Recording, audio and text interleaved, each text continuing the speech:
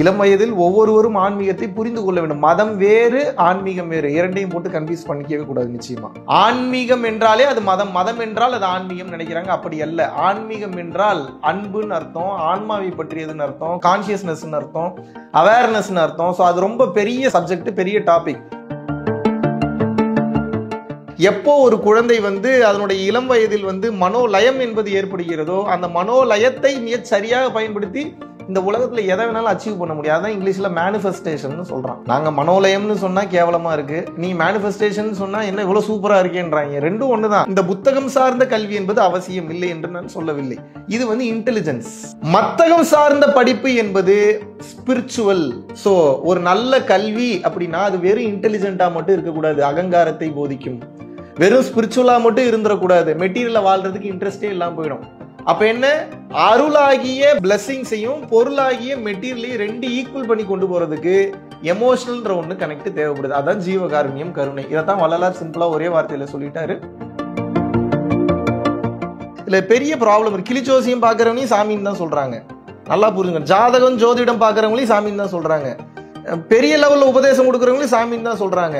பேயோட்டுறவனையும் சாமின்னு தான் சொல்றாங்க. இது பாருங்க. ஆனா இதோடைய ஒவ்வொரு வேலையும் வேற வேற பேண்ட்வித். ஆன்மீகம் என்றால் முழுக்க முழுக்க மூட நம்பிக்கை சார்ந்தது அல்ல. இது முழுக்க முழுக்க அணுக்களை பற்றியது, அறிவியலை பற்றியது, அறிவியலை தாண்டி அறிவியலை பற்றியது. வாழ்க்கையில வேணுங்கிற எல்லாத்தையும் உங்களால் அச்சீவ் பண்ண முடியும். நீ you will become a magnet ன்னு சொல்லவர். தேடி ஓடினால் விலகி செல்லும். தேடுவதை நிறுத்திவிட்டு நின்ற அனைத்தையும் ஈர்த்துவிடு என்று நான் கூறுகிறேன். இதுதாங்க ஆன்மீகம். ஆன்மீகம்னா திருமணம் செய்து கொள்ளக்கூடாது என்பது கிடையாது. ஆன்மீகம் என்றால் பாத்தீங்கன்னா எப்பயுமே மந்திரம் சொல்லிட்டே இருக்கணும் என்பது கிடையாது. ஆன்மீகம் என்பது உள்வளர்ச்சிக்கு, உள்வளர்ச்சியில் உச்சகட்ட நிலையை அடைவதற்கு தான் ஆன்மீக உபதேசங்களை தவிர குடும்பத்தை விட்டு ஓடுவதற்கு எதுவுமே கிடையாது. ஏன் எல்லாராலையும் ஜெயிக்க முடியல? அப்ப திறமை மட்டும் போதாது, தெளிவாக புரிந்து கொள்ள வேண்டும். திறமைசாலிகள் எல்லோரும் ஜெயிக்க முடியாத காரணம் என்னன்னா, திறமை என்பது அது உங்களுக்கு பேஸ். திறமையோட சேர்த்து அப்லிஃப்ட் பண்றதுக்கு, தூக்கி விடுறதுக்கு அருட்சக்தி என்பது அவசியம், which is called your aura. ஜோதிடம், ஆன்மீகம், வாஸ்து, எண்கணிதம் இதெல்லாம் தாண்டி ஒரு விஷயம் இருக்கு. இந்த பிரபஞ்சத்தை ஒரு சக்தி இயக்கிட்டு இருக்கு. அது மனசு வச்சா இது எதுவுமே வேலை செய்யாது. நீங்கள் எந்த மார்க்கத்தில் போனாலும் எல்லா மார்க்கமும் சொல்லக்கூடிய விஷயங்கள் ஒன்று தான். இன்ற இளம் வயதிலே அந்த ஞானத்தை போதிக்கக்கூடிய பிரம்மஸ்ரீ மகாவிஷ்ணு அவர்களை தான் நாம் இப்பொழுது நம்ம சேனலுக்கு அறிமுகப்படுத்த போகிறோம். வணக்கம் சார். குருவே சரணம். வணக்கம். குருவே சரணம். இப்போது இன்றைய காலகட்டத்தில், இன்றைய கலியுகத்தில் அனைத்து மக்களுடைய ஒரு பார்வை என்னன்னா, திருமணத்துக்கு பிறகு, குழந்தை பெற்றதுக்கு பிறகு, வயதான காலத்தில் ஆன்மீகத்தை தேடி போகணும். இப்போ காசுக்கே போனால் கூட 60 வயசுக்கு மேலே போகணும் அப்படின்னு ஒரு முறையை நம் மக்கள் அதிகமாக ஃபாலோ பண்ணுறாங்க. ஆனால் அதுக்கு மாறாக நம்ம இளைஞர்கள் ஆன்மீகத்தை நோக்கி படையெடுத்து கொண்டு இருக்காங்க. இப்போது ஆன்மீகத்தில் சிறு வயதில் ஏன் பயணிக்க வேண்டும், பயணித்தால் என்ன நடக்கும் அப்படின்றது உங்களுடைய கருத்து? 5 வளையாதது 50 நிச்சயமாக வளையாது, அதில் மாற்று கருத்தே கிடையாது. இளம் வயது கல்வி என்பது ஞானம் சார்ந்த ஒரு கல்வியாக இருந்தால், அந்த இளம் வயது கல்வியிலேயே ஞானத்தினுடைய தன்மை ஒரு குழந்தைக்கு புரிந்து விட்டதென்றால், ஒவ்வொரு குழந்தையுமே ஒரு மாபெரும் தலைவனாக, ஒரு மாபெரும் ஞானியாக மலர்ந்துவிடும். ஏன் இளம் வயதில் இந்த ஆன்மீகம் அவசியம் அப்படின்னா, ஞான சம்பந்தருக்கு ஞானம் கிடைத்தப்ப வயது 3, துருவன் அவர்களுக்கு ஞானம் கிடைத்தப்ப வயது 6, ஆதிசங்கரர் அவர்களுக்கு ஞானம் கிடைத்தப்ப வயது 13. இந்த மாதிரி நிறைய பேர் சொல்லிக்கிட்டே போகலாம். ஏகப்பட்ட மகான்கள், ஏகப்பட்ட சித்தர்கள் ஞானத்தை பேசியிருக்கிறார்கள், இளம் வயதில் பேசியிருக்கிறார்கள், பேசிக்கொண்டே இருக்கிறார்கள். இனிமேலும் இந்த உலகம் பார்க்கத்தான் போகிறது. நம்மளுடைய இந்த கலாச்சாரத்தில் மட்டும்தான், இந்த தமிழ் வழி கலாச்சாரத்தில் மட்டும்தான், இந்த ஆன்மீகத்தில் மட்டும்தான் எப்போது தோற்றுவிக்கப்பட்டது என்று சொல்ல முடியாது. ஒரு கிறிஸ்டியானிட்டிக்கு தோற்றுவிக்கப்பட்டதுக்கு வருடம் உண்டு, இப்போ இஸ்லாத்துக்கு தோற்றுவிக்கப்பட்டதுக்கு வருடம் உண்டு. கிறிஸ்டியானிட்டியை நான் நேசிக்கிறேன், இஸ்லாத்தையும் நான் நேசிக்கிறேன், மாற்று கருத்து இல்லை. பட் நமது இந்து மதத்தையோ அல்லது நமது தமிழ் வழி இந்த சமயம் கலாச்சாரத்தையோ இதற்கு இந்த வருடம் தான் தோற்றுவிக்கப்பட்டது என்று கேட்டீர்கள் என்றால் முடியாது. காரணம் என்ன அப்படின்னா, ஒவ்வொரு மகான்கள் ஒவ்வொரு விதமாக மாடர்னைஸ்டு வேர்ல்டில் அவதரித்து கொண்டே தான் இருப்பார்கள். அதுதான் இதில் இருக்கக்கூடிய பியூட்டியே. அப்படி பார்க்கும்போது இளம் வயதில் ஒவ்வொருவரும் ஆன்மீகத்தை புரிந்து கொள்ள வேண்டும். மதம் வேறு, ஆன்மீகம் வேறு, இரண்டையும் போட்டு கன்ஃபியூஸ் பண்ணிக்கவே கூடாது. நிச்சயமா மதம் என்பது என்ன அப்படின்னா, நீங்கள் போகக்கூடிய அந்த வெஹிக்கிள், அந்த வண்டிக்கு பேரு மதம். நீங்க ரீச் ஆகக்கூடிய டெஸ்டினேஷன், அந்த இடத்துக்கு பேரு ஆன்மீகம்.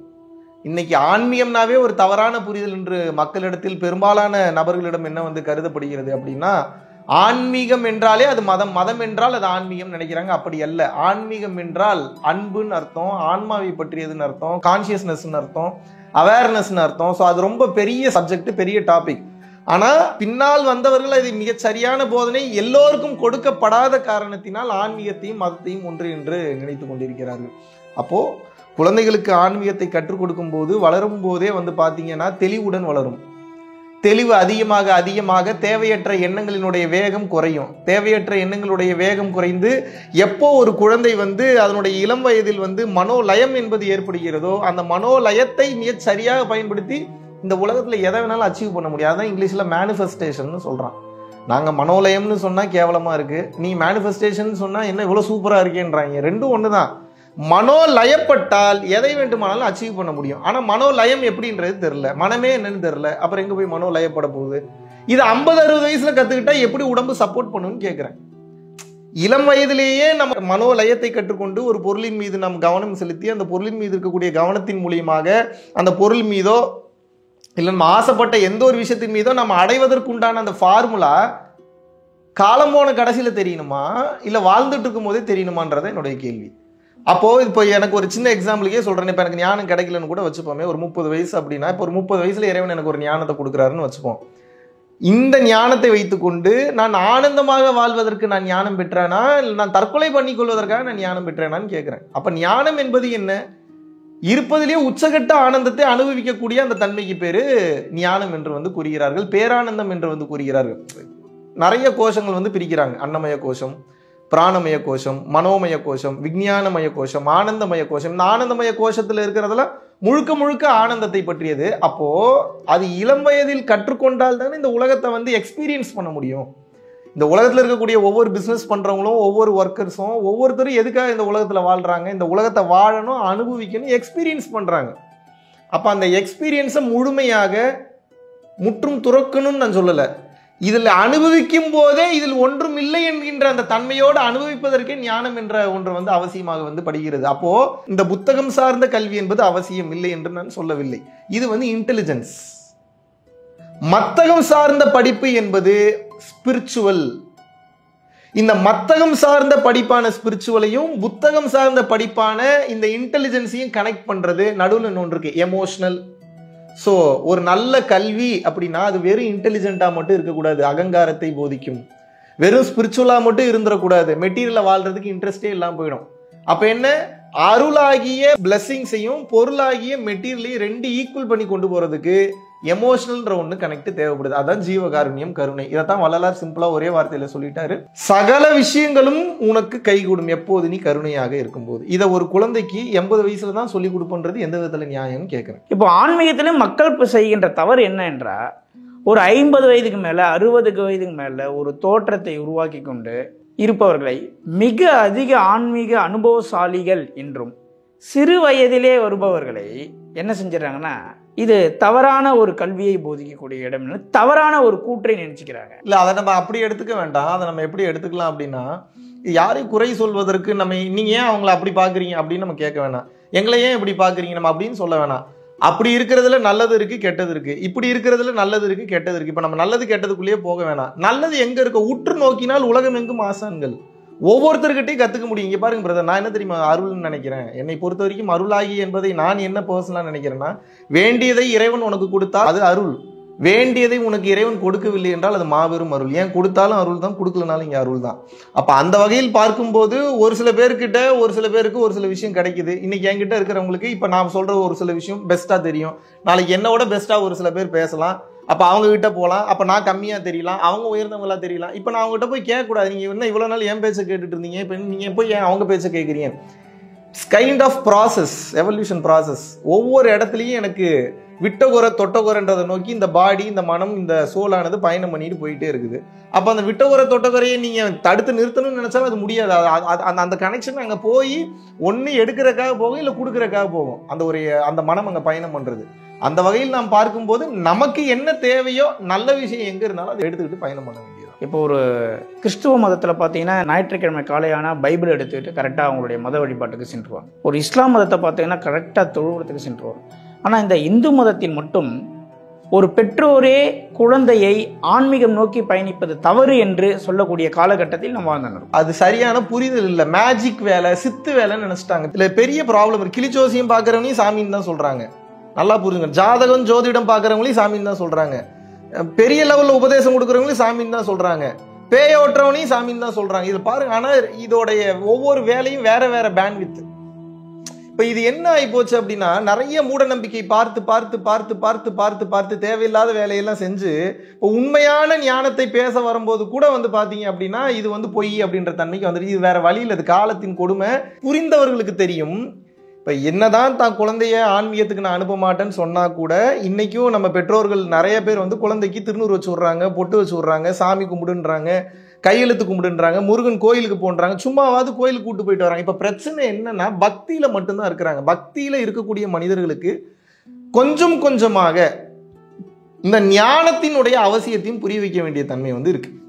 பக்தி என்பது இல்லாமல் ஞானம் என்பது முழுமை பெறாது. அதுல மாற்று கருத்தே இல்லை. உச்சகட்ட ஞானம் என்பது உச்சகட்ட சரணாகதி ஆகிய பக்தி தான். பட் பக்தி என்பதனுடைய அர்த்தமே தவறாக புரிந்து கொள்ளப்பட்டு டிவோஷன்றது வந்து பாத்தீங்க அப்படின்னா இன்னைக்கு உண்மையான சியூடோ சயின்ஸா மாறிடுச்சு. அதுதான் போலி அறிவியலாக இருக்கிறதே தவிர குவாண்டம் சயின்ஸான இந்த மெய்யியல் கல்வியான இந்த ஞானம் என்பது ஒருபோதும் வந்து மூட நம்பிக்கை இல்லை என்பதை நம் மக்களுக்கு தெளிவாக கொஞ்சம் கொஞ்சமாக எடுத்து சொல்ல வேண்டும் என்றுதான் நான் வந்து நினைக்கிறேன். உங்களுக்கு நல்லா தெரியும், ஒரு நல்ல ஒரு சாமியார் ரோட்ல வந்து கிழிஞ்ச சட்டையை போட்டு ஒரு பெரிய சித்தர் ரோட்ல போறாருன்னா எல்லாரும் போய் காலில் வந்து ஆசீர்வாதம் வாங்குறாங்க. ஆனா நம்ம வீட்டுல ஒருத்தர் அப்படி கிழிஞ்ச சட்டையை போட்டு போறதுக்கு யாருக்கா இன்னைக்கு விருப்பம் இருக்கான்னு கேட்டா இல்ல. இப்ப கிழிஞ்ச சட்டை போட்டு தான் இப்படி ஒருத்தன் போறவனான்னு கேட்டா அப்படி அல்ல. ஆனா பிரச்சனை என்னன்னு வந்து கேட்டீங்கன்னா, எனக்கு எல்லா நல்லதும் நடக்கணும், ஆனா எனக்கு அந்த பவரை பத்தின புரிதலுக்குள்ள நான் போக மாட்டேன் அப்படின்ற அந்த கான்செப்ட் வந்து தவறாக புரிந்து கொள்ளப்பட்டிருக்கிறது. அப்ப இதுக்கு உண்டான ரெமெடி நம்ம எப்படி பார்க்கணும் அப்படின்னா, ஆன்மீகம் என்றால் முழுக்க முழுக்க மூட நம்பிக்கை சார்ந்தது அல்ல. மூட நம்பிக்கை என்பது முன்னாடி இருந்த காலகட்டத்தில் ஒரு சில இடங்கள்ல நடத்தப்பட்ட ஒன்று. ஆனா ஞானப்பாதை என்பது முழுக்க முழுக்க வேறு. இது முழுக்க முழுக்க அணுக்களை பற்றியது, அறிவியலை பற்றியது, அறிவியலை தாண்டி அறிவியலை பற்றியது. இப்போ உங்களுக்கு வந்து ஆஸ்ட்ராலஜி அப்படின்னு வந்து சொன்னீங்கன்னா சுக்கிரன், கேது, புதன், சனி பகவான் எல்லாம் சொல்றீங்க. பிளானட்ஸ்ன்னு வந்து பாத்தீங்கன்னா புதன், வெள்ளி, பூமி, செவ்வாய், வியாழன், சனி, யுரேனஸ், நெப்டியூன், ப்ளூட்டோ, 9 பிளானட்ஸ். இதுல சூரிய பகவான் அப்படின்னா அங்க வந்து பாத்தீங்கன்னா சன். ஆனா ஆஸ்ட்ராலஜி பொய்ங்கிறான், சோலார் சிஸ்டம் உண்மைங்கிறான். அதனுடைய தமிழாக்கம் வந்து பாத்தீங்கன்னா ஆஸ்ட்ராலஜி. இப்ப ஆஸ்ட்ராலஜி பொய்யான்னு பார்த்தா ஆஸ்ட்ராலஜி பொய்யில, ஆஸ்ட்ராலஜி பாக்குறவங்க பொய்யா இருக்காங்க. ஆஸ்ட்ராலஜி எப்படி பொய்யா இருக்க முடியும்? ஆயக்கலைகள் 64 இருக்கு. அந்த 64 கலைகள்ல ஒரு மாபெரும் கலையான ஒரு கலை வந்து மேத்தமேட்டிக்ஸ், பியூர் மேத்தமேட்டிக்ஸ். பிளானட்ஸை பத்தின ஒரு மேத்தமேட்டிக்ஸ் தான் வந்து பாத்தீங்க அப்படின்னா இந்த இன்று நம்ம யூஸ் பண்ணக்கூடிய இந்த ஆஸ்ட்ராலஜி. அதான் ஜோதிட சாஸ்திரம் சொல்றோம். ஸோ திதி, நாள், நட்சத்திரம், தேதி, பஞ்சாங்கம் இதெல்லாம் வந்து பல நூறு வருடங்களுக்கு முன்னாடி இருந்து கணித்து வரக்கூடிய இந்த சயின்ஸை எப்படி வந்து பொய் என்று கூற முடியும்? இப்போ நம்ம ஜாதகம் உண்மையா பொய்யான்றதுக்குள்ள இப்போ நம்ம போக வேணாம். இப்போ என்னன்னா ஒவ்வொரு விஷயத்திற்கு பின்னாலும் இப்படி ஒரு மாபெரும் சயின்ஸ் இருக்கு. இது வந்து இன்று இருக்கக்கூடிய யாருக்கும் தெரிவதில்லை. மூச்சுன்னா அந்த மூச்சுக்கு பின்னாடி ஒரு சயின்ஸ் இருக்கு. கண்ணை மேல் நோக்கி பார்க்க வேண்டும் என்றால் அந்த முத்திரைக்கு ஒரு வலிமை உண்டு. இப்போ அக்குபஞ்சர் பாயிண்ட்ஸ் பார்த்தவங்களுக்குலாம் தெரியும். சும்மா இங்கே தொட்டா தலைவலி சரியாகும், இங்கே தொட்டா காது வலி சரியாகும். அது எப்படி இங்கே தொட்டா அங்கே எப்படி சரியாகுது?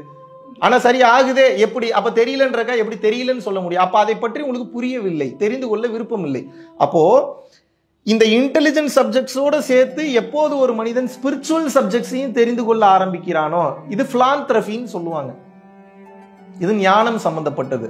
எத்தனையோ மேலை நாட்டு அறிஞர்கள் வந்து பாத்தீங்க அப்படின்னா நம்மளோட ஈஸ்டர்ன் கான்செப்ட்ஸ்க்கு வந்து பல ஊர்களில் சுற்றி பல மார்க்கங்களில் கிடைக்காத பதில்களுக்கு வந்து பாத்தீங்கன்னா நம்ம இந்தியாவிற்கு வந்து இந்தியாவுக்கு முதல்ல மேல துவைதத்தை பார்த்து அப்புறம் சவுத் இந்தியாவுக்கு வந்து அத்வைத தத்துவத்தை ஏற்றுக்கொண்டு மாபெரும் ஞானத்தில் திகழ்ந்த மகான்கள்லாம் இருக்காங்க. நமது குட்லாடம்பட்டி மதுரையில வந்து பாத்தீங்க அப்படின்னா ஒரு பெரிய மலை, சிறுமலை அடிவாரத்துல ஸ்வீடன் நாட்டு இளவரசர் ஒருத்தர் வந்து தவறி விழுக போகும்போது ஒரு மயில் ஒண்ணு காப்பாத்தி அவர் சின்ன வயசுல இருக்கும்போது நடந்தது. அந்த மயிலை பற்றி விசாரித்து பார்க்கும்போது இந்தியாவில தான் ஃபேமஸ்ன்னு சொல்லி கேட்டா அப்புறம் வீட்டை விட்டுட்டு அப்படியே கிளம்பி வர்றாரு. அப்புறம் அங்க தீட்சை பெறாரு, துவைத தீட்சைகள் பெறாரு, அப்புறம் அத்வைத தீட்சை பெறாரு. அப்புறம் அத்வைத தீட்சை பெற்றதுக்கு அப்புறம் ரமண மகரிஷியை வந்து பாக்குறாரு. அவருடைய வழிகாட்டுதலின் பின்னால் வந்து இங்க வந்து ராஜயோகத்துல உச்ச நிலை அடைந்த மாபெரும் மகான். சாதாரண நிலையில இருந்தவர்ல மாபெரும் ஆற்றல் மிக்க சக்திகள் பொருந்தியவர். இன்னைக்கு போனீங்கன்னா அவரோட ஜீவ சமாதி இருக்கு. இது ஒவ்வொருத்தருக்கும் சாத்தியம்னு சொல்ல வரேன்.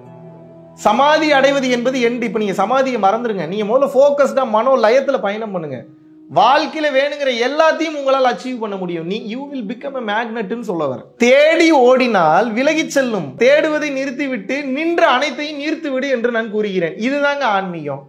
You will become a magnet. அதை ஒரு குழந்தைகளுக்கு சொல்லித்தராம அப்புறம் யாருக்கு சொல்லித்தரது? ஒரு மனிதன் நிம்மதிக்காக இடம் வாங்குறான், இறுதியில் என்ன பண்றான்னா அந்த இடம் வித்தா போதும் அப்படின்ற ஒரு நிம்மதினையே தேடுறான். நிம்மதிக்காக திருமணத்தை நான் பண்ணிக்கிறான், டைவர்ஸ் கிடைச்சா போதும் நிம்மதினு நினைக்கிறான். அவன் எதை தேடி போய் நிம்மதி இதுதான், இதில் தான் நிம்மதி இருக்குன்னு தேடி போறணும். ஒரு காலகட்டத்தில் அதே நிம்மதியின்மை நிம்மதினு தேடி போல, அதுல சுகம் கிடைக்குது, சந்தோஷம் கிடைக்குதுன்னு தேடி போறான். நிம்மதியை தேடி பொருள்கள்ல போன எந்த இடத்துல நிம்மதி கிடைக்கும்? ஆசைகளுக்கு பொருளை தேடுகிறான், நிம்மதிக்கு இறைவனைத்தான் தேடணும். நீங்க இப்ப நான் என்ன சொல்ல வரேன்னா, இப்ப நம்ம இதை பத்தி டிஸ்கஸ் பண்ணிட்டு இருக்கக்கூடிய நம்மளே இப்போ கல்யாணம் அப்படின்ற ஒண்ணு பண்ணும்போது, இங்க பாருங்க, கல்யாணம் பண்றேன்னா தப்புன்னு சொல்ல, கல்யாணம் பண்ணக்கூடாதுன்னு சொல்லல, நல்லா கவனிக்கணும். நாளைக்கு நம்மளை பாக்குறவங்க என்ன கேட்பாங்கன்னா, என்ன நீங்க இப்படி பேசிட்டு அப்புறம் நீங்க ஏன் கல்யாணம் பண்றீங்க அப்படின்ற ஒரு கேள்வி கேட்பாங்க. இப்ப நீங்க ஏன் லவ் பண்றீங்க அப்படின்னு கேட்பாங்க. அப்ப நீங்க ஏன் சம்பாதிக்கிறீங்க அப்படி கேட்பாங்க. நல்லா புரிஞ்சுக்கணும், இதுவும் ஒரு பெரிய தப்பாக வந்து கருதப்படுகிறது. ஆன்மீகம்னா திருமணம் செய்து கொள்ளக்கூடாது என்பது கிடையாது. ஆன்மீகம் என்றால் வந்து பாத்தீங்கன்னா எப்பயுமே மந்திரம் சொல்லிட்டே இருக்கணும் என்பது கிடையாது. ஆன்மீகம் என்பது உள்வளர்ச்சிக்கு, உள்வளர்ச்சியில் உச்சகட்ட நிலையை அடைவதற்கு தான் ஆன்மீக உபதேசங்களே தவிர குடும்பத்தை விட்டு ஓடுவதற்கு எதுவுமே கிடையாது. இதை வந்து ப்ரூவ் பண்ணி காட்டின மகான்கள் நிறைய இருக்காங்க. வேதாத்ரி மகரிஷி ஐயா இல்லறத்தில் இருந்து கொண்டு ஞானம் கண்டவர். வள்ளல் பெருமான் வந்து பாத்தீங்கன்னா திருமணம் பண்ணியிருந்தாரு, அப்புறம் திருவாசகத்தை மனைவி கையில கொடுத்துட்டு போயிட்டாரு, அது வேற கணக்கு விட்டுருங்க. பரஞ்சோதி மகான் ஐயா திருமணம் செய்திருந்தார், சிவானந்த பரமஹம்சர் ஐயா திருமணம் செய்திருந்தார், திருவள்ளுவர் திருமணம் செய்திருந்தார். இன்னும் நீங்க வரலாறு எடுத்தீங்கன்னா திருமணம் செய்து கொண்டு நல்ல நிலை அடைந்த ஏகப்பட்ட மகான்கள் முனிவர்கள் இங்க வந்து இருக்கத்தான் செய்கிறாரு. ஆனா இங்க பிரச்சனை என்ன அப்படின்னா பற்று. அது என்னப்பா பற்று? ஒட்டியும் ஒட்டாமல் இரு. அது என்ன ஒட்டியும் ஒட்டாமல் இரு? அங்கதான் விஷயமே இருக்கு. அதாவது இது என்னுடையது என்கின்ற எண்ணத்தோடு நீ எதை நீ சார்ந்து இருந்தாலும் அதுக்கு பேர் பற்று. திருமணம் செய்திருந்தாலும் இந்த திருமணத்திற்கும் எனக்கும் சம்பந்தமே இல்லை அப்படின்னு இருக்கிறதுக்கு பேர் தான் பற்று இல்லாம இருக்கு. சுத்தமான சம்பந்தமே இல்லாம இருந்துட்டீங்கன்னா டைவர்ஸ் ஆயிரும், அது வேற மேட்ரு. புரியுதா உங்களுக்கு? புரியுது. அந்த மீட்டர் மெயின்டைன் பண்ண தெரியணும். அது எப்படிங்க? தாமரை இலை மீது இருக்கும் தண்ணீர் போல. அது எப்படிங்க தாமரை இலை மீது இருக்கும் தண்ணீர் போலன்னா, ஒரு தாமரை இலை மேல தண்ணி ஊத்திட்டீங்கன்னா மேல பாத்தீங்கன்னா தண்ணி ஒட்டி இருக்கிற மாதிரி தான் இருக்கும். இப்படித்தான் இருக்கணும். உங்களுடைய பற்றுக்கள் ஒவ்வொன்றும் பார்ப்பதற்கு ஒட்டி இருப்பது போல தோன்றும். ஆனா தாமரை இலையை கவுத்துட்டீங்கன்னா என்ன ஆகும்? தண்ணி இருந்ததுக்கான சுவடு ஒரு துளி கூட இருக்காது. சோ ஒரு தாமரை இலை மீது இருக்கும் தண்ணீர் போல ஒட்டியும் ஒட்டாமல் இருக்கணும். உறவுகளுக்குள்ளும் சரி, இந்த வாழ்க்கைக்குள்ளும் சரி. ஏன்னா நம்மளுடைய கடமைகள் முடிகிற வரைக்கும் நம்ம இன்னும் இந்த உலகத்துல வாழ்ந்துட்டு தான் இருக்கோம். எவ்வளவு ஞானம் கிடைத்தாலும் கூட கடங்காரன் வெளியில் காலிங்கள் அடிக்கத்தான் செய்வான். நீங்க உள்ளுக்குள்ள குண்டலினி ஆற்றல் மேல் நோக்கி எழுந்து நீங்க உட்கார்ந்து ஆனந்தத்துல பேரானந்தத்துல இருக்கிறான். வெளியில கடங்காரன் காலிங்கள் அடிப்பான். நீங்க பதில் சொல்லித்தான் ஆகணும். ஒண்ணு உடம்ப கரைச்சிடணும், இல்ல உடம்ப விட்டு எக்ஸிட் ஆயிடணும். உடம்புக்குள்ள உயிர் இருக்கிற வரைக்கும் you are answerable to each and every responsibility of yours.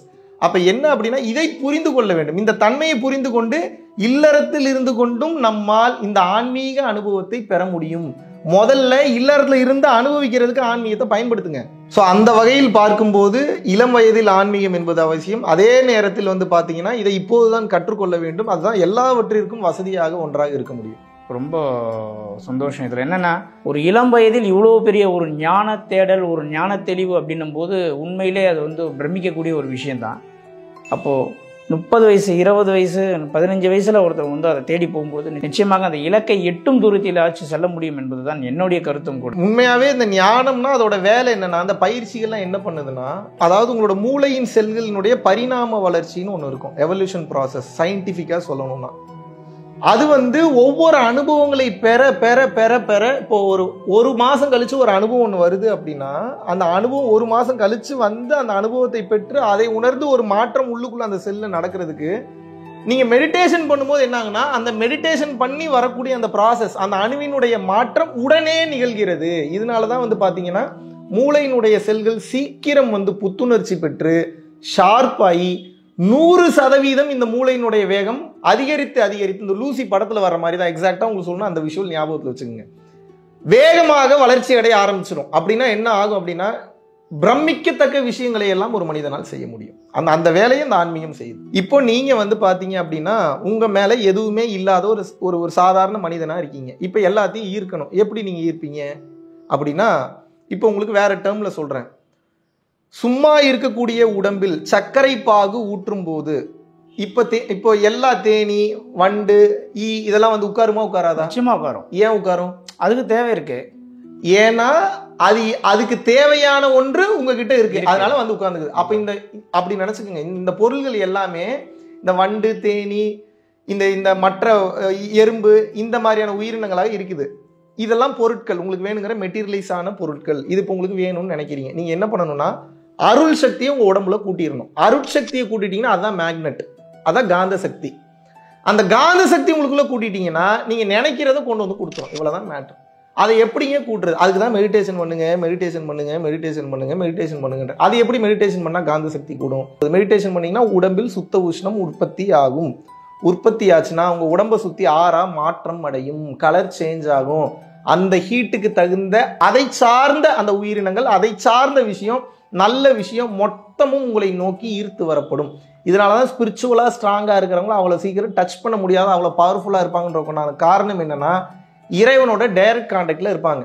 தர்மம் செய்பவனும் சரி, கர்மயோகம் செய்பவரும் சரி, தியானம் செய்பவரும் சரி, யோகம் செய்பவரும் சரி, தவம் செய்பவரும் சரி, உடம்ப காந்தமா மாத்திக்கிட்டே போறாங்கன்னு அர்த்தம். அதனாலதான் அவங்க பக்கத்துல போனா அதிர்றது, அவங்க தொட்டா எனர்ஜி ஆகுறது, தொட்டனு கிருகிருன்னு ஆகுறது. காரணம் என்னன்னா, they are actually the power source. சிபிஎஸ்ன்னு சொல்லுவாங்க, காஸ்மிக் பவர் ஸ்டேஷனாவே அங்க இருப்பாங்க.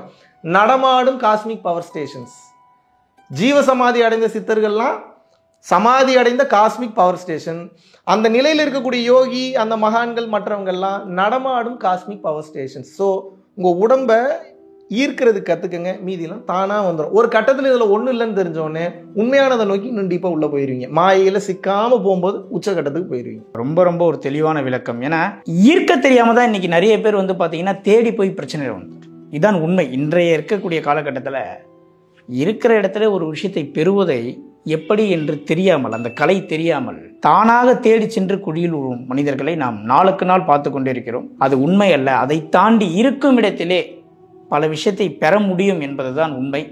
அதை நீங்கள் இவ்வளோ தெளிவாக சொல்லியிருக்கீங்க. ஏன்னா எதை வேணாலும் சொல்லி கொடுத்துடலாம். இந்த ஞானத்தை சொல்லிக் கொடுக்க போதிக்கக்கூடியவர்களை இறைவன் ஒரு சில பேரை மட்டுமே தேடுகிறார். அப்படிலாம் இல்ல பிரதர், நிறைய இருக்காங்க. இல்ல, ஒரு சில பேர் மட்டும் தான் அவரை ஈர்க்கிறாங்க. ஒரு சில பேர் மட்டும்தான் வெளியே தெரிஞ்சிருக்காங்கன்னு சொல்லுங்க. நிறைய இருக்காங்க. அதை இன்னும் நான் தெளிவுபடுத்திடணும்னு நினைக்கிறேன். சென்னையில வந்து பாத்தீங்கன்னா ஒரு டீ கடைக்கு போனீங்கன்னா அந்த டீ கடையில இருக்கக்கூடிய 10 பேர்கிட்ட 10 பேர் 10 ஐடியா வச்சிருப்பாங்க. 10மே பிரில்லியன்டான ஐடியாவா இருக்கும். ஏன் எல்லாருமே வாழ்க்கையில ஜெயிக்க முடியல? தெருவுக்கு 100 திறமைசாலி இருக்காங்க. ஏன் எல்லாராலையும் ஜெயிக்க முடியல? அப்ப திறமை மட்டும் போதாது, தெளிவாக புரிந்து கொள்ள வேண்டும். திறமைசாலிகள் எல்லோரும் ஜெயிக்க முடியாத காரணம் என்னன்னா, திறமை என்பது அது வந்து உங்களுக்கு பேஸ். திறமையோட சேர்த்து அப்லிஃப்ட் பண்றதுக்கு, தூக்கி விடுறதுக்கு அருட்சக்தி என்பது அவசியம். which is called your ஆரா. ஆரா என்றால் மனம். மனம் நன்றாக இருந்தால், அதாவது நல்ல காந்தமா இருந்தா நல்ல பொருள் இருக்கும், தப்பான காந்தமா இருந்தா தப்பானதை இருத்துரும். அப்ப இந்த மனம் என்பது காந்தம். எதை நினைச்சுக்கிட்டே இருக்கீங்களோ அதை நீங்கள் ஈர்க்கிறீர்கள். இதை பயன்படுத்த தெரிந்தால் நல்ல விஷயத்தை ஈர்ப்பீர்கள். அப்ப எதுக்கு மெடிடேஷன் கத்துக்கிட்டு எதுக்கு ஆன்மீகத்தை கத்துக்கணும் இவ்வளவு தூரம் சொல்றேன்னா, நீங்க நல்லா வாழ்றதுக்கு தான், நீங்க கோடி கோடியா சம்பாதிக்கிறதுக்கு தான். எல்லாத்தையும் விட்டுட்டு போங்கன்னு நான் சொல்ல, எல்லாத்தையும் அனுபவிச்சுட்டு இதெல்லாம் ஒண்ணு இல்லைன்னு சொல்லிட்டு அப்புறம் விட்டுட்டு போங்கன்றேன். அதை முதல்ல அனுபவிச்சு பாருங்க, அதை நல்லா என்ஜாய் பண்ணுங்க. இதெல்லாம் ஒண்ணு இல்லைன்றது தானா புரிய வரும். ஏன்னா ஒரு விஷயத்தை அனுபவிக்காதவன்ட்ட போய் அதை விட்டுரு அப்படின்னா அது எப்படி விட முடியும்? அந்த மனம் அதுக்கு ஏங்கிட்டு தான் இருக்கும். அது என்னன்னு போய் பார்த்துட்டு வந்தா தான் இதுல ஒண்ணு இல்லைன்னு தெரியும். இது ஒரு வகை. இன்னொரு வகை இருக்கு, சொல்றதுலயே போதும்பா நான் போலன்னு தெரிஞ்சு தெளிகிறவங்களும் இருக்காங்க. அதுவும் ஒரு வகை இருக்கு. ஸோ பட்டு தெரிதல், சொல்லி தெரிதல், எப்படியாவது தெரிஞ்சு அதுல இருந்து வெளியே வந்துட்டாங்கன்னா ஓகே. இன்றைய காலகட்டத்தில் நிறைய பேர் ஜீவ சமாதியை நோக்கி படம் எடுக்க ஆரம்பிச்சிட்டாங்க. எந்த மூலையில போனாலும் ஜீவ சமாதியில பெரிய பெரிய கூட்டம், ஜீவ சமாதியில் போய் தியானம் பண்றது நிறைய இடத்துல நான் நேரடியாகவே பார்த்துருக்கேன். ஜீவசமாதிக்கு தியானம் செய்ய முறையாக கற்றுக்கொண்டவர்கள் மட்டும்தான் போனோமா? இல்லை பக்தி மார்க்கத்தில் இருக்கேன், நான்வெஜ் சாப்பிடுவேன், இல்லறத்தில் இருக்கேன், நானும் போகலாம். யார் வேணாலும் போகலாம், மெடிடேஷன் பண்ணலாம். அங்கே இருக்கக்கூடிய சித்தரையோ மகானையோ உருகி வணங்கி வேண்டி கொஞ்ச நேரம் அமர்ந்த இடத்தில் அமர்ந்த நிலையில் அப்படியே இறைவனை தியானித்தும் தாராளமாக வரலாம். முதல்லாம் பார்த்தீங்கன்னா நம்மளுக்கு 18 சித்தர்கள் தெரியும். இன்னைக்கு ஊருக்கு எங்கெங்கெல்லாம் ஜீவசமாதியாக இருக்கோ எல்லா இடமும் வெளிப்பட்டு கொண்டே வருகிறது. கடந்த ஒரு 5 வருஷமாவே எல்லா இடமும் வெளிப்படுது. இன்னும் பாருங்க, இன்னும் கொஞ்ச நாள் பாருங்க, இன்னும் என்னெல்லாம் இந்த உலகத்துல ஆன்மீகம் சார்ந்து நடக்க போகுதுன்ற மாபெரும் பேரதிசயங்கள், பெரும் மாற்றம்லாம் நடக்க போகுது. பார்க்க தான் போறீங்க. ரொம்ப சந்தோஷமாவும் இருக்கு மக்கள் நோக்கி படையெடுக்கிறது. இருந்தாலும் அந்த ஜீவ சமாதியில இருக்கிற ஒருத்தர் என்ன பண்றாருன்னா, ஒரு அருள் வாக்கு மாதிரி, உங்களுக்கு பிரச்சனை தீரணுமா இந்த எலுமிச்சை பழத்தை போய் எடுத்து போய் வைங்க அப்படின்னும் போது, அந்த இடத்துடைய அந்த ஜீவ சமாதி என்ன மக்களுக்கு சொல்ல வருதோ அந்த இடத்துல ஒரு டேக் டைவர்ஷன் ஆகும். இல்லை அதுக்குள்ளே நான் டீப்பாக போக விரும்பல பிரதர். அது யார் அப்படி கொடுக்குறாங்க வைக்கிறாங்க, அது நல்லதா கெட்டதா, அதுக்குள்ளே டீப்பாக போக விரும்பல. சரியானவன் உச்சம் தொடுவான், தவறானவன் பாதியில் நின்று விடுவான். அவ்வளோதான் அவனுடைய பாதை, ஆன்மீக பாதை. உலகத்தோட தத்துவமே அதுதாங்க. நீங்கள் சரியா இருந்தீங்கன்னா பிரபஞ்சம் உங்களை அடுத்தடுத்த கட்டம் கூட்டு போகும். சரியா இல்லாட்டினா அது அடுத்த கட்டம் உங்களை விட்டுட்டு அடுத்த ஆளை பார்த்துட்டு போகுது. ஏன்னா அதுக்கு தேவை அதோடைய வேலையை இந்த பிரபஞ்சத்துக்கு முடிக்கணும். அவ்வளோதானே. இப்போ நானுமே பார்த்தீங்கன்னா சாதாரணமாக ஒரு ஒரு ஒரு சினிமா துறையில் இயக்குனராக இருந்த என்ன சம்மந்தமே இல்லாத அந்த தர்மத்தில் தான் ஆரம்பத்திலேருந்து எல்லாரும் நல்லா இருக்குன்னு நினைப்பேன். அவ்வளோதான். வேணுங்கிறத கொடுப்பேன், இருந்தால் கொடுப்பேன், இல்லாட்டினாலும் இன்னொருத்தங்கிட்ட இருந்து வாங்கி கொடுப்பேன். அந்த மாதிரியான உதவி ஆரம்பத்துலேருந்தே பண்ணதுனால, தர்ம பாதையில் நின்னதுனால காஞ்சி விஸ்வநாத சுவாமிகளோட ஜீவசமாதி போனதுக்கப்புறம் வாழ்க்கை 360 டிகிரி மாறிடுச்சு. ஸோ குவாலிட்டி என்ன அப்படின்னா நீங்கள் பிறர் உயிர்களின் நலம் நாடுவது தான். உயிர்களின் நலம் நாடுவது தான். இப்போது நிறைய பேருக்கு சில சந்தேகம் இருக்கும். ஆனால் மெடிடேஷன் எப்படி பண்ணுறது? கண்ணை மூடி உட்காந்தா போதுமா? இல்லை, அவரவருக்கு உபதேசிக்கப்பட்ட பயிற்சி எப்படி உபதேசிக்கப்பட்டதோ அப்படி பண்ணணும். நிறைய பயிற்சி நிறைய விதம் இருக்குது. ஒரு சில பேர் கண்ணை மூடிட்டு பண்ணுவாங்க, ஒரு சில பேர் கண்ணை திறந்துட்டு பண்ணுவாங்க, சில பேர் அரைக்கண் விழிப்பு நிலையில் பண்ணுவாங்க, சில பேர் கண் மூடிட்டு ஒரு கால்வாசி மட்டும் திறந்துருக்கும். நிறைய வழிகள் இருக்குது. உங்களுக்கு எப்படி உபதேசிக்கப்பட்டதோ அந்த பயிற்சி அப்படி பண்ணணும். எந்த பயிற்சியும் உபதேசிக்கப்படலை நீங்கள் சொன்னீங்கன்னா கூட இதுக்காகவே நம்ம பார்த்தீங்கன்னா இதுக்கு முன்னாடி வரைக்கும் பார்த்தீங்கன்னா நம்ம ஃபீஸ் வாங்கிட்டு சொல்லி கொடுத்துட்டு இருந்த பயிற்சியை நிறைய பேருக்கு இந்த வயநாடு பஞ்சாயத்துலாம் வந்ததுக்கப்புறம் எல்லாருக்கும் இந்த சக்தி வாய்ந்த அரிய வகை கலை பார்த்து மறைச்சு சொல்லி கொடுத்த பயிற்சியை பரம்பொருள் யோகம் ரிவியல்டு நீங்கள் யூடியூப்பில் போட்டிங்கன்னா அவர் வெளிப்படையாக உங்களுக்கு உபதேசித்து விட்டேன். ஸோ அந்த பயிற்சியை நீங்கள் பண்ணீங்கனாலும் வாசி யோகமே பெருசுமாங்க. வாசி யோகம், இன்னும் உயர்ந்த நிலை குண்டலினி யோகம், ராஜயோகம், பல்வேறு விதமான யோக பயிற்சிகள் ஒன்றாக கலந்த கலவை தான் பார்த்தீங்கன்னா நம்ம பரம்பொருள் யோகம். அதை பண்ணும்போது இறைநிலையும் உணர முடியும், அற்புத ஆற்றலை பற்றியும் நீங்கள் உணர்ந்து தெரிந்து அதை பெறவும் முடியும். அதை கடந்த நிலையில் பிறவில்லா பெருவாழ்வையும் உங்களால் அடைய முடியும். ரொம்ப சந்தோஷம். அதாவது அவர்களுக்கு உபதேசிக்கப்பட்ட முறையை கையாளலாம். இதுவரை யாருக்கும் எப்படியும் உபதேசிக்கப்படவில்லை என்றால் உங்கள் பரம்பொருளில் சொல்லக்கூடிய விஷயத்தை அவர்கள் பின்பற்றலாம். ஆமாம், வெளிப்படையாக யூடியூப்ல போட்டிருக்கேன். நீங்கள் போய் பரம்பொருள் யோகம் அது பண்ணுறது பெரிய விஷயம் இல்லை. பண்ணீங்கன்னா பாடியில் ஹீட் உற்பத்தி ஆகும். எந்த யோக பயிற்சி பண்ணீங்கன்னாலும் பாடியில் ஹீட் உற்பத்தி ஆகும். ஸோ பரம்பொருள் யோகம் பாடி ஹீட்டுன்னு டைப் பண்ணிங்கன்னா பாடி ஹீட்டை யோக முறையில் நார்மல் லைஃப் ஸ்டைலில் எந்த ஒரு பெரிய செலவும் இல்லாமல் எப்படி கூல் பண்ணுறது. ஒன்றும் இல்லை, ஒரு நாளைக்கு 2 வேளை பச்சை தண்ணியில் குளிக்கிறது, மோர் அடிக்கடி குடிக்கிறது, இளநீர் குடிக்கிறது, எப்படி குடிக்கணும். ஸோ இந்த மாதிரியான விஷயங்கள் அந்த 2 வீடியோவில் பேசியிருப்போம். ஸோ அந்த வீடியோஸ் பார்த்துக்கிட்டிங்கன்னா மனித நிலையில் இருக்கக்கூடிய நீங்கள் எழுதி வச்சுங்க, இப்போ யோகியாக மாறிட்டீங்க. யூ ஆர் அ பரம்பொருள் யோகி நவ். ரொம்ப சந்தோஷம். இப்போ நீங்கள் சொன்ன விஷயம் நிச்சயமாக பல பேருடைய இளைஞர்களுடைய வாழ்க்கையை மாற்றும். எந்த துளி அளவு சந்தேகமும் கிடையாது. முதல்ல நம்ம நல்லா இருக்கணும்னு நினைக்கணும், நம்மளுக்குள்ள எல்லாம் இருக்கணும். நீங்கள் நல்லா இருக்கணும்னாவே இன்னொருத்தர் நல்லா இருக்கணும்னு நினச்சிங்கன்னா தான் நீங்கள் நல்லா இருக்க முடியும். இதை மட்டும் புரிஞ்சுக்குங்க. இதான் டேக் ஹோம் பாயிண்ட். இன்னைக்கு மொத்த இன்டர்வியூட சாராம்சம் இவ்வளோதான். நீங்கள் நல்லா இருக்கணும்னு நினைக்கிறீங்கல்ல, நீங்கள் நல்லா இருக்கணும்னு நீங்கள் நினச்சிங்கன்னா நீங்கள் இன்னொருத்தங்க நல்லா இருக்கணும்னு நினைக்கணும். அப்போதான் உண்மையாகவே நீங்கள் நல்லா இருப்பீங்க. இல்லைன்னா நீங்கள் நல்லா இருக்கிற மாதிரி தெரியும், ஆனால் நல்லா இல்லாமல் போயிருக்கீங்க. இது சாபம் இல்லை, இது சத்தியம். உண்மை.